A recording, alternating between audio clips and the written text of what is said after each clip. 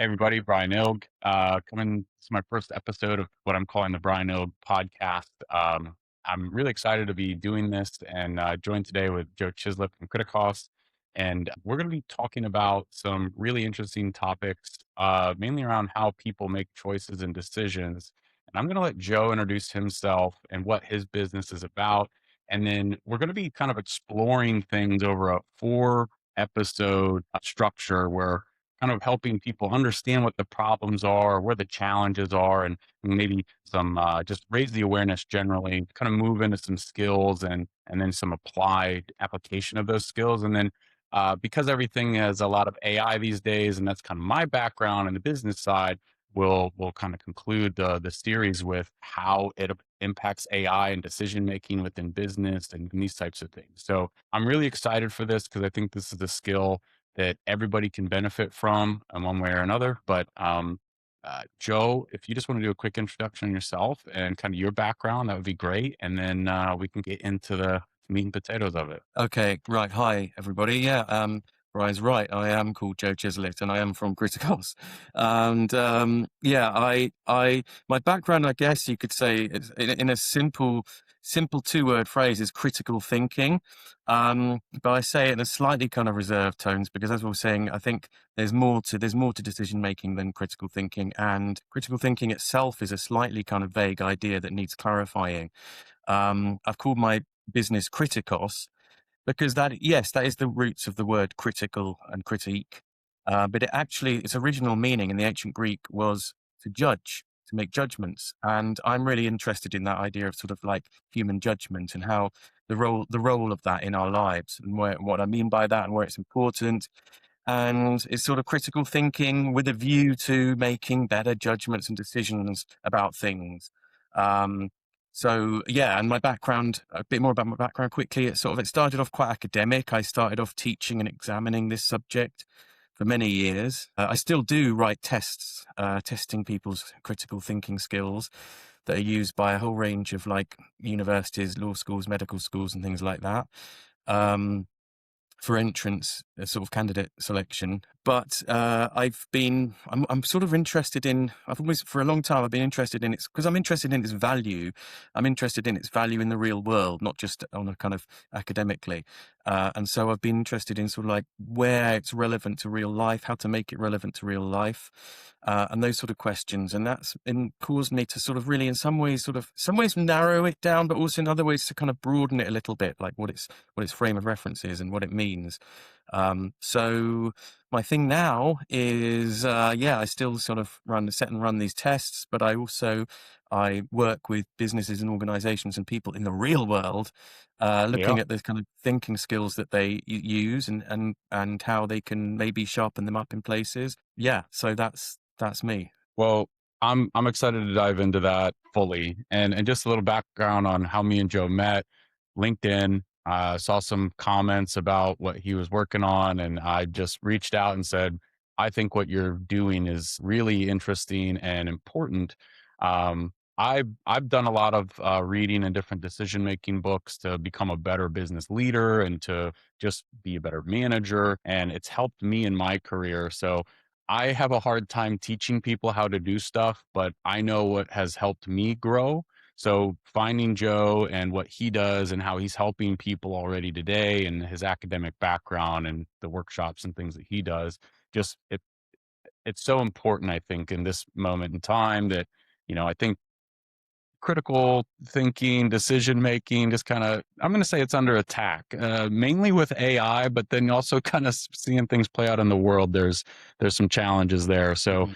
I'm excited that hopefully get your message and what you do out to more people because I think if people are making better decisions or weighing out how information's brought to them in a way that helps them make the responsible or the better choice, ultimately that arrives in better outcomes on the aggregate. That's kind of how I look at things, right? So, Mhm. I know one thing we've talked about in our time just chatting offline is like thinking in bets and, kind of weighing all those decisions. So anyways, I'll kind of dive into the core problem, and I will say that this is something that we've kind of debated back and forth. So I'm going to set it up as best I can, and this is going to be a conversation. So where kind of I see the problem and kind of where my perspective is I think there's a lot of information out there today, Joe, that is produced by people, produced by AI. It's coming in all these different directions, and it's difficult to even know sometimes what is real or not. And that creates a lot of challenges just making decisions generally in life these days. Like,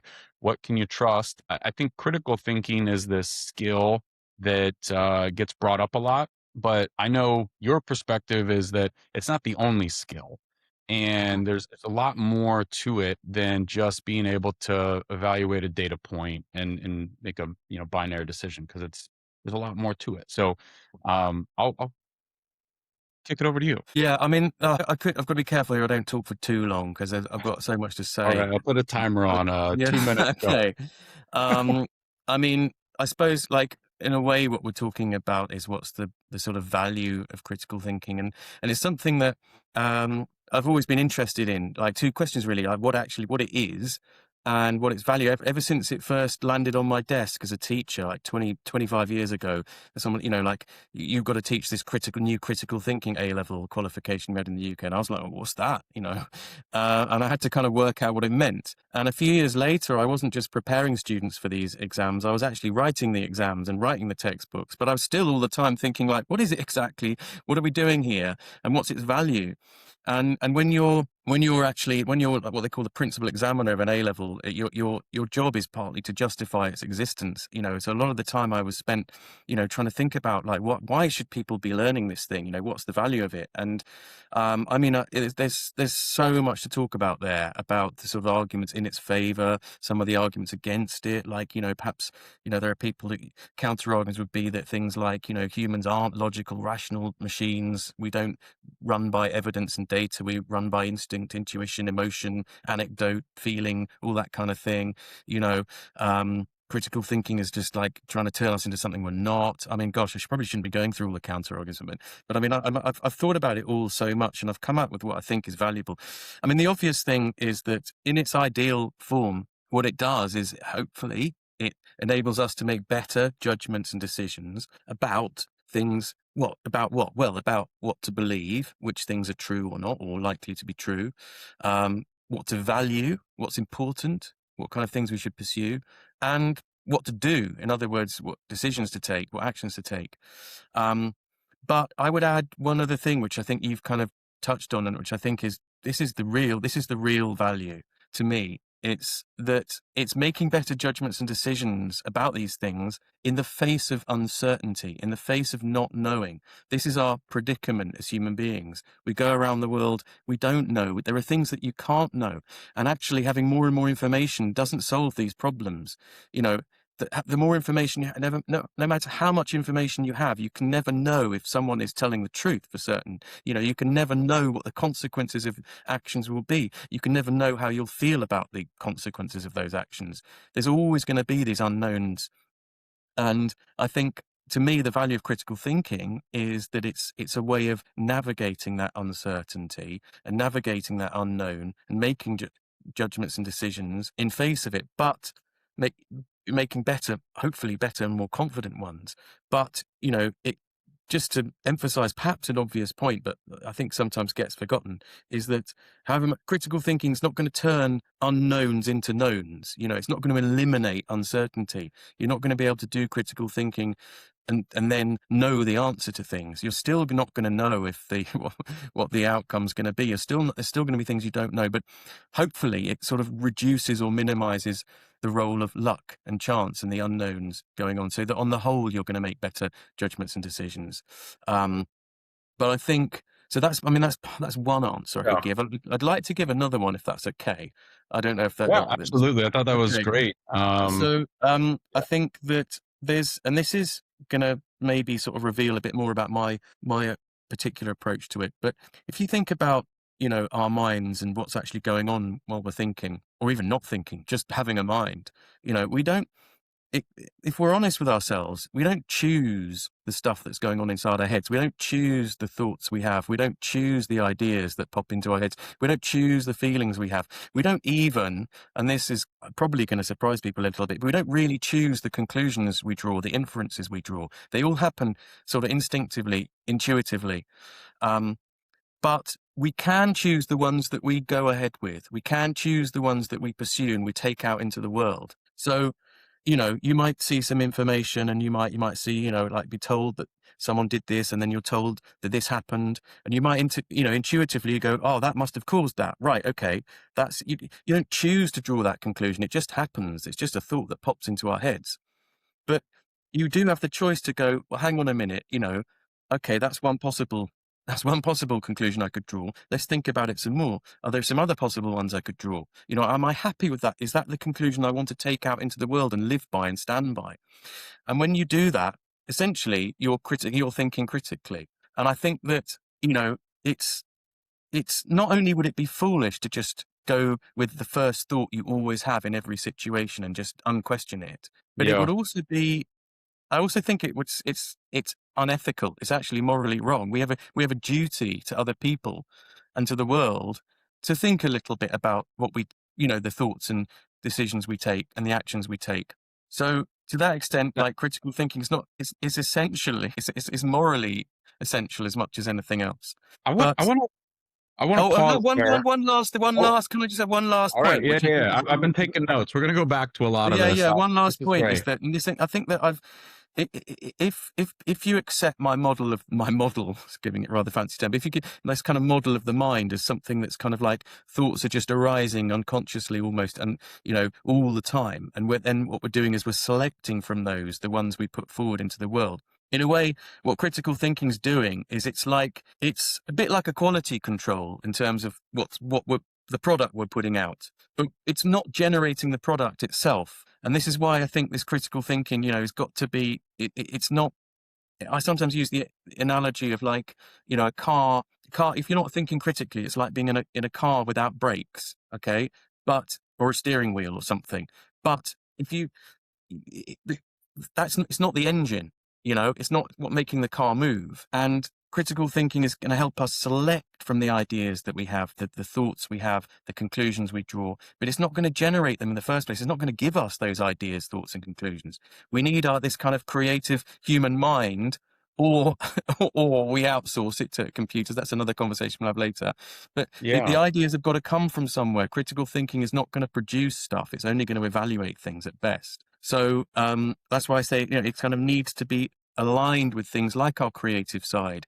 If you're using the analogy with brakes, you don't want to be slamming the brakes on and coming to a halt when you're driving. You want to be just kind of tapping them at times. And that's sort of my approach to critical thinking, is that it's knowing when to apply the brakes, how much to apply the brakes, and other times when to just let it roll.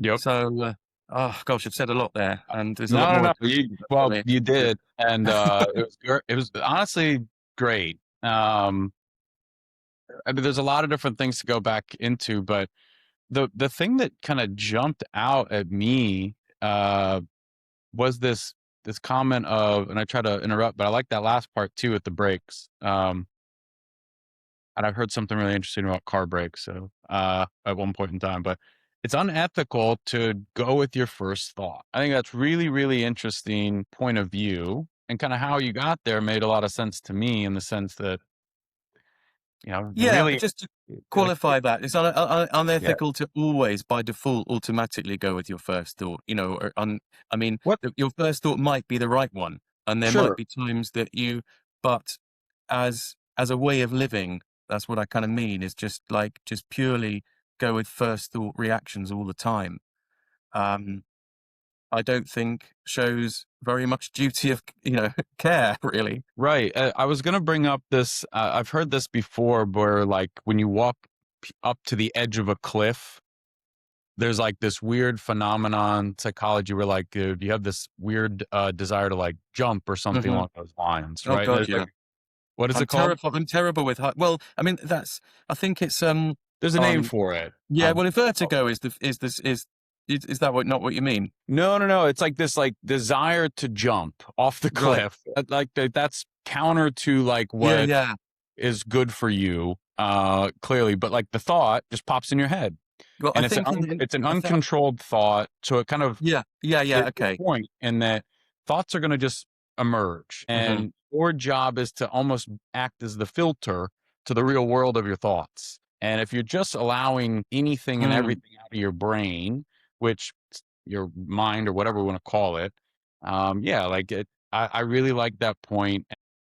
The choice that you make of what goes into the world or doesn't go into the world is, I think, really where your whole kind of framework and what you teach is like how to filter things in a way to either, hey, let that one flow through, let's pause and take this. And I mean, that's kind of where we're Yeah, getting, that's where you because get, yeah. but I'd like to think that I'm on like my approach is perhaps I'm sometimes a bit too honest, really, because I I was could, it'd be told that very the other easy for day. me to go around sort of just saying, oh, let me teach you critical thinking, and you'll be able to make every decision you make will be perfect, and it'll solve all your problems. But it's also a fact that um there's a trade-off involved in that when you stop and think, you are slowing down. And sometimes speed is what you need. In some particular business, acting fast is often what you need to do. Um, and also in stopping to think, you can like it can actually generate anxiety and doubt. It can make sort of almost increase uncertainty. And it can take you out of a kind of like flow state where things are running smoothly. And so, it's not just simply the case that more thinking is always better. It's probably more useful to think about what's important is knowing when to think and how much to think, as much as how to think. Right. And those are all things I try my best to kind of Well, cover. Um, and to your point, overthinking is like that's anxiety all day long, mhm. and a lot of people suffer from that, and I'm not excluded from that group of people. But overthinking certainly slows things down, and the the analogy of say of like it's brakes on a car. I'm really struggling to remember who told me this line, but they say, why did you put brakes on a car? Like, it was the question. So you can go really, really fast, right? If you Okay. right? Yeah, So it's yeah. counterintuitive, but to Yeah, your yeah, point, yeah.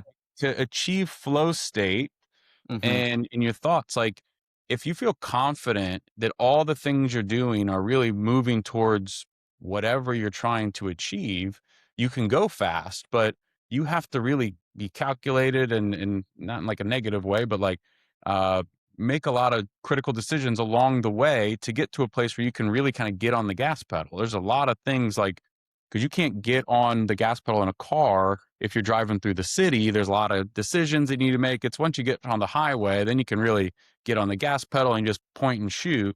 But either way, that's kind of a weird car analogy and all that. But No, I mean, there's so much there's, to say about this that I think is really yeah. interesting. I mean, I'm really, really interested in real interest of mine area is this, the kind of um, combining critical and creative thinking, because they Mhm. are both necessary. They're both things that we do. I mean, the creative thinking in a way, I mean, that's ideas popping into our heads. That's just naturally part of who we are.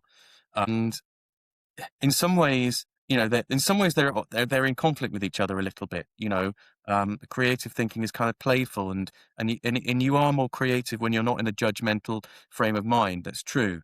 But at the same time, kind of paradoxically, the more creative you are as a person, the more ideas that you're going to be having, Mhm. the more important it is to have a process of selection. Otherwise, you just get overwhelmed with your own ideas. And, just as there are, I mean, that process of judging which ideas to take forward is very much in terms of, it's very important in the creative process. Yeah. It's about when and how you slot the two things together, because they are slightly in tension with each other, but you need them both. They both need each other. Um, that might have been a bit of a No, rambling, wishy I like answer, that. but I also am like have explored the creative side of things. I've read a really interesting book. I'm gonna plug it. It's called The Creative Act by Rick Rubin. I think he was the CEO of oh Death yes, hey, Records. Dude's amazing. it's actually on my desk at the moment. Yeah, like I think that book, uh, I read it on a vacation a couple years ago at the beach, and it really just kind of opened up my eyes to, the creative process generally. But to your point of, because I think I have kind of people tell me I have a lot of ideas, right? Oh, you're the idea guy, Brian. Because I think about all the different ways in which we could improve things, do it better. And then it kind of just like all feels like a bunch of nonsense because nothing can happen. Like I get stuck in that loop. So that's why I've taken and started to invest into decision making resources because I feel like I want to be able to move forward in a direction. And that is a difficult task for me. So, what's really great is you've been able to allow me to kind of go through some of your courses and see some of the skills and stuff that you teach. And you mentioned judgment a little bit ago, but I know that's one of the key things that we've talked about, and there's a whole lot more. But I think that's kind of the next. How do we want to say it? That's just a skill that helped me once I figured out how to weigh out options, move forward with a choice. And I know kind of in the consulting salesy world, that's really difficult for a lot of business leaders and stuff like that. And at home, like where do we go and what are we trying to do as a in a relationship? Like those are challenges that people run into day in and day out. Kind of how do we move forward or move in a direction generally. So I know that's something we're going to talk about on a next Mm. episode, but plug it there for you. So I don't know where you want to take that. Um, yeah, it's difficult. Not it's difficult.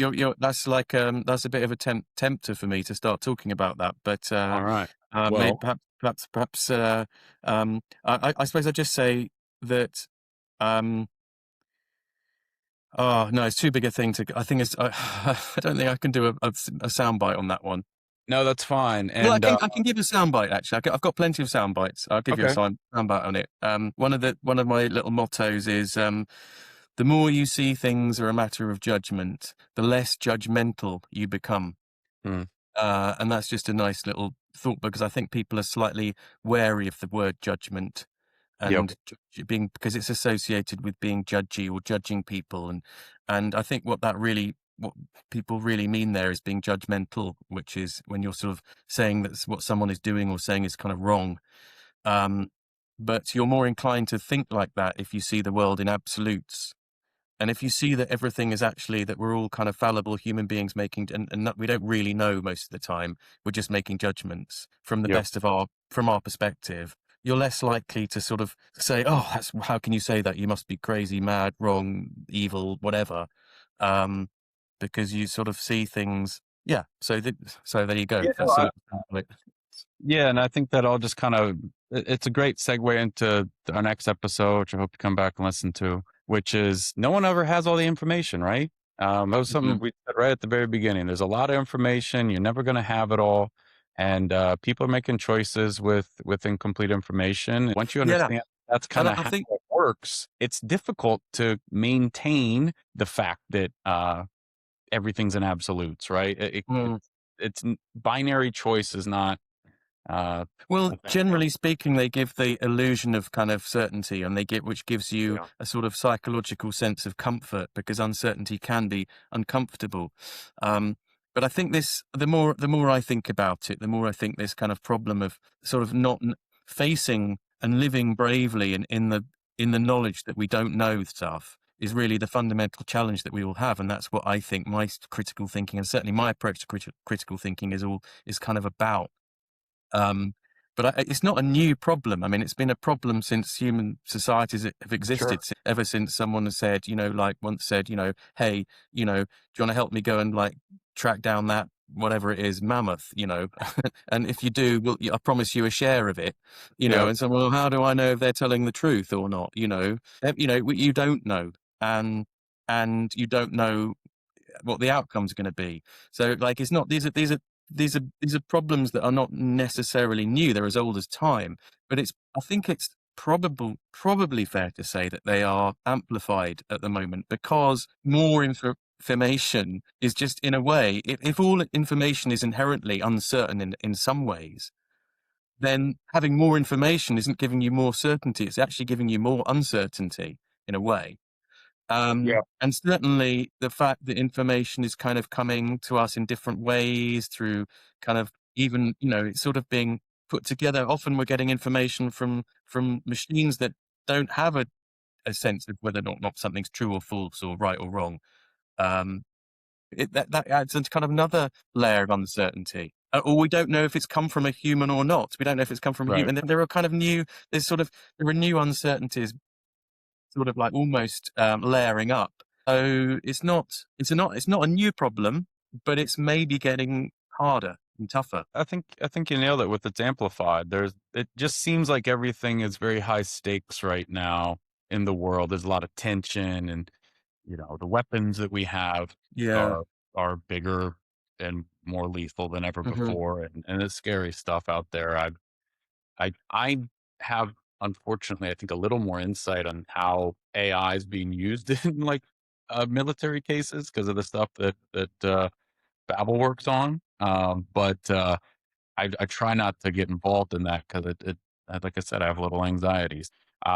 This is why I think it's so important that people really understand uh, or really develop a skill that helps make better decisions. And this is not an individualistic thing. We need collective better decision making to ultimately get into better places. So with that, I will do the thing of say, like, subscribe, and follow along and share the podcast so you can learn more about what Joe does and kind of continue the conversation. Next episode, we're going to really dive into what is judgment and kind of how we weigh trade-offs and kind of how we evaluate that information. It's a really great skill and part of what Joe teaches in his coursework at Kritikos.